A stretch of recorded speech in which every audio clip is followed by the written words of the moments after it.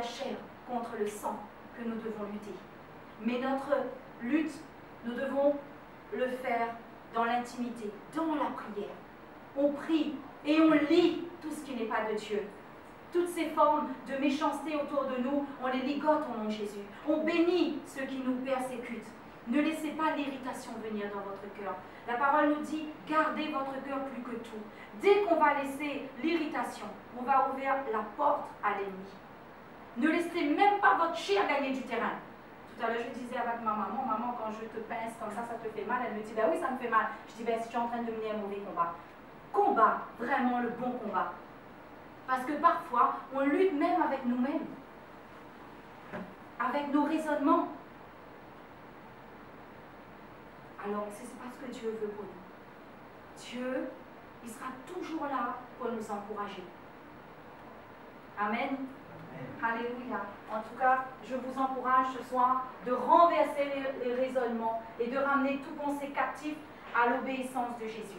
Et dans Matthieu, chapitre 11, verset 28, il est dit, « Venez à moi, vous tous qui êtes fatigués et chargés, je vous donne le repos. » Vous êtes fatigués? Vous êtes chargés? Vous avez des incompréhensions? Pourquoi rester dans le lit? Pourquoi rester dans le canapé? Pourquoi s'enfermer tout seul? Pourquoi ne plus répondre au téléphone? Venez à Jésus. Il dit, « Venez à moi, je vous donnerai le repos. » Venez à Jésus. Jésus dit, « Demeurez en moi et je demeurerai en vous. » Vous allez voir, vous allez traverser toutes les tempêtes, mais plus de la même manière. Parce que vous allez comprendre que Jésus est avec vous. Et qu'importe les tempêtes qui vont s'abattre sur vous, vous allez les traverser. Parce que Dieu, dans toutes les tempêtes, il va toujours se glorifier. Quand il a fait calmer les tempêtes, à chaque fois, la gloire était pour lui. Dieu va toujours se glorifier, qu'importe la solution. Parfois, il y a de la maladie, des personnes vont partir, mais si on a donné tout à Dieu, on a tout remis à Dieu, la parole nous dit que même si quelqu'un meurt en Christ, la mort lui est un gain. Il ne meurt pas, il a la vie éternelle. Gloire à Dieu. C'est peut-être pas facile de louer Dieu dans les épreuves. Mais aujourd'hui, dans ce que je vis, je loue Dieu. Parce que je sais que Dieu est en train d'agir. Il y a un temps pour tout sur cette terre. Il y a un temps où on vient, où il y a un temps où on va partir. Mais quand on a tout remis à Dieu, nous avons cette assurance. Pourquoi mon âme, il va s'abattre? Pourquoi as-tu mon âme? Espère en Dieu. Qu'importe, des fois certains disent, oui, mais devant la mort, comment faire face? Oui, mais j'espère en mon Dieu. Il y a un temps pour pleurer. Il y a un temps tout de suite, il faut se reprendre. Seigneur nous laisse, on a ce moment où on va avoir des choses. Pleurer, c'est tout à fait normal. Mais rester longtemps dedans, ça, c'est pas bon. Parce que l'ennemi va profiter dans cet abattement. Amen. Mais nous devons, qu'importe ce que nous allons traverser, bien-aimés. Pourquoi notre âme, il s'abat? Parle à votre âme. Ça aussi, c'est quelque chose qu'on voit dès que vous commencez à rentrer dans la présence de Dieu et que vous voyez que vous avez du mal à parler au Seigneur et que vous êtes abattu, eh bien, dites à votre âme, pourquoi tu t'agites? Parle à vous-même. Isabelle, pourquoi Isabelle tu es abattue? Pourquoi Isabelle? Pourquoi je t'ordonne de te soumettre à l'Esprit de Dieu? Parle à ton âme. Hortense, soumets-toi à l'Esprit de Dieu. Hortense, ferme tes yeux à ce qu'il y a derrière. Regarde la parole de Dieu. Amen. Voilà ce que Dieu nous demande. Prenez cette autorité, il nous l'a donnée. On a cette clé dans la main, c'est l'autorité de Christ. Amen. Alléluia. Et dans le découragement, bien aimé, quand on est découragé, on peut semer l'encouragement. Nous allons voir le psaume 126, verset 5. Ceux qui sèment avec l'âme moissonneront dans la joie. C'est pas évident quand on est en train de traverser des épreuves. La parole nous dit, ceux qui sèment avec l'âme moissonneront dans la joie. Waouh! Là, j'ai dit, Seigneur, ce soir, ah oui, je vais semer. Parce qu'il y a des moments, ça a été dur. Les larmes est là.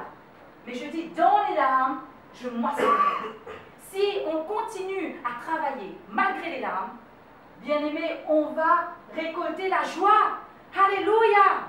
Sème avec les larmes. C'est dur, pleure, c'est pas grave. Mais continue à semer.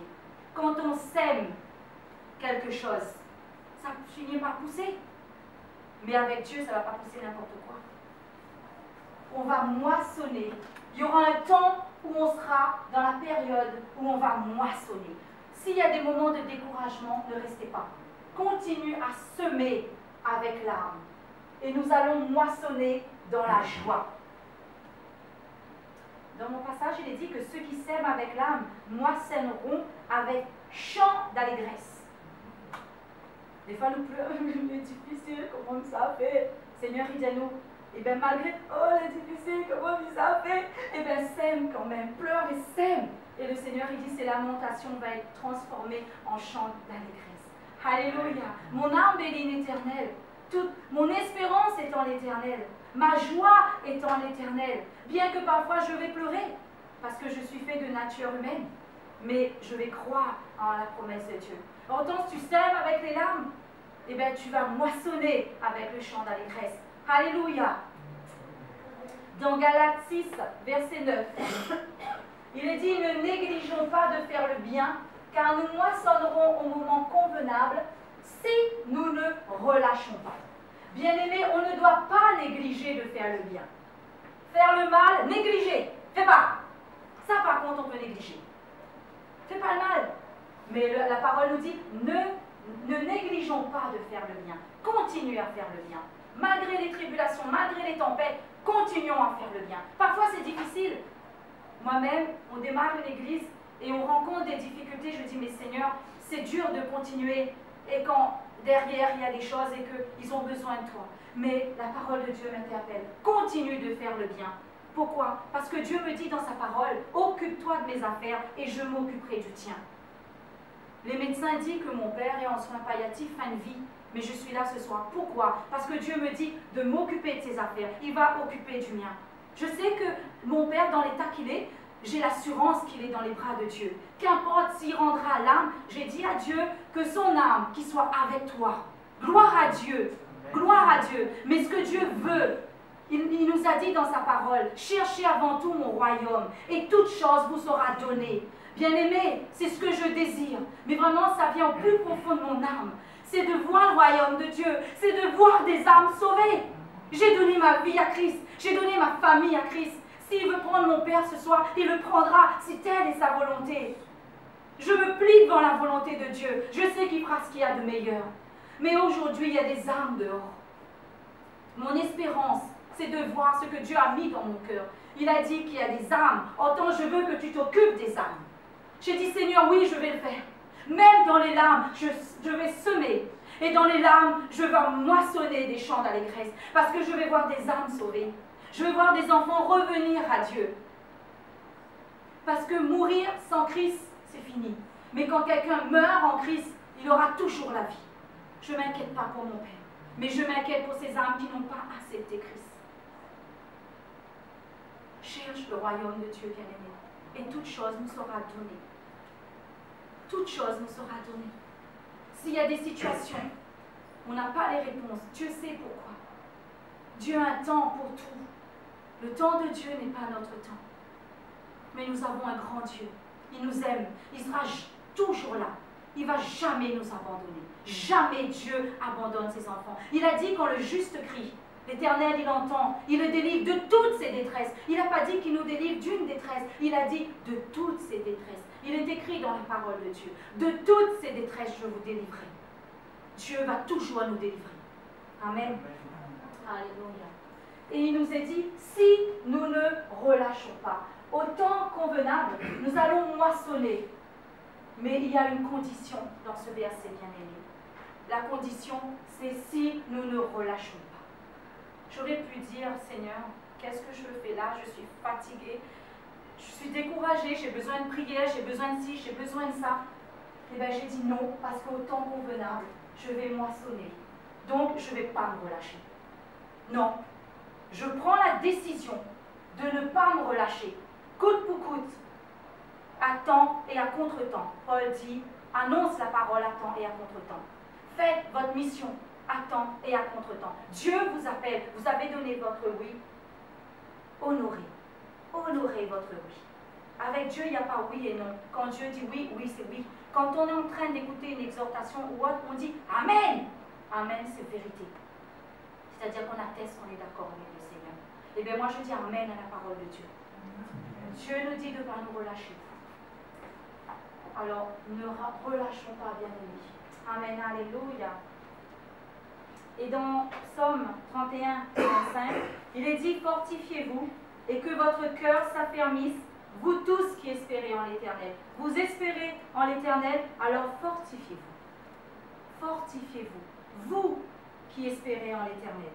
Dans Philippiens 4, 6, ne vous inquiétez de rien, mais en toute chose faites connaître vos besoins à Dieu par des prières, des supplications, avec des actions de grâce. Amen. Ne vous inquiétez pas. Ne vous inquiétez de rien, mais faites des prières, des supplications, des actions de grâce. Soyez reconnaissants en tout temps. Dans le psaume 125, verset 1, ceux qui se confient en l'Éternel sont comme la montagne de Sion. Elle ne chancelle point, elle est affermie pour toujours. Amen. Amen pour la parole de Dieu. Amen. Amen. Fortifiez-vous. Ne vous inquiétez de rien. Paul a dit, j'ai combattu le bon combat, j'ai achevé la course, j'ai gardé la foi. Bien-aimés, ce soir on va proclamer ça. On va dire, je combats le beau combat et j'achève la course. On continue la course et nous allons garder la foi. Il faut garder la foi et il faut aussi avoir la persévérance. Menez le bon combat, le combat de la foi, dans la persévérance malgré les tempêtes. Et ne doutez pas de Dieu. Dans Jacques, il est dit que si on demande avec foi sans douter, car celui qui doute est semblable au flot de la mer agité par le vent et poussé de côté et d'autre, qu'un tel homme ne s'imagine pas qu'il recevra quelque chose du Seigneur. Ne doutez pas. Demandez avec foi. Amen. Dans 1 Corinthiens, il est dit que ne savez-vous pas que ceux qui courent dans le stade courent tous, mais qu'un seul remporte le prix. Courez de manière à le remporter. Allons courir de manière de remporter. Combat le bon combat de la foi. Saisis la vie éternelle à laquelle tu as été appelé et pour laquelle tu as fait une belle confession en présence d'un grand nombre de témoins. 1 Timothée 6, verset 12. Je combats le bon combat, j'achève la course, je garde la foi. Amen. On va le proclamer. Je combats le bon combat. Je combats le bon combat. J'achève la course. J'achève la course. Je garde la foi. Je garde la foi. Je persévère. Je persévère. Amen. Amen. Alléluia.